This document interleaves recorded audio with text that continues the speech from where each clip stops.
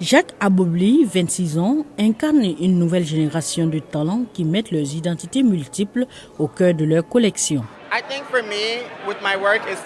Je pense pour moi, mon travail, c'est de mettre l'Afrique sur la carte. Plus précisément, la mode togolaise. Et avec cette collection, je raconte l'histoire de mon éducation en tant qu'Africain et devoir naviguer dans mon identité entre l'Afrique de l'Ouest et l'Amérique et trouver un terrain d'entente pour aimer, voir exister entre les espaces.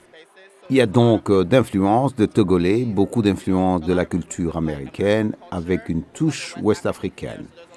Il y a donc beaucoup de couleurs, il y a beaucoup d'imprimés, des textures qui me parlent vraiment. Pour la 11e édition, le prix LVMH des jeunes créateurs de mode connaît un succès sans précédent avec plus de 2500 candidats du monde entier pour l'édition 2024. À la clôture des candidatures, 20 jeunes ont été sélectionnés pour la demi-finale, dont Jacques Abobli. Il aura l'occasion de présenter sa collection lors de la demi-finale qui se déroulera à Paris les 29 février et 1er mars prochains.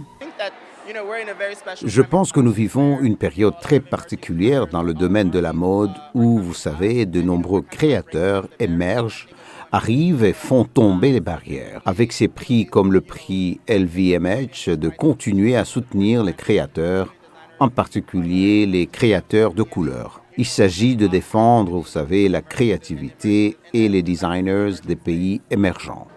La collection du créateur togolais est dominée par des couleurs comme le vert, le jaune et le rouge qui rappellent les couleurs du drapeau de son pays natal.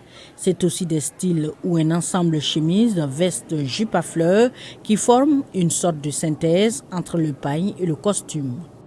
Avec cette collection, nous nous développerons dans le commerce de gros. Nous essayons par exemple d'entrer dans certains magasins inaccessibles avant.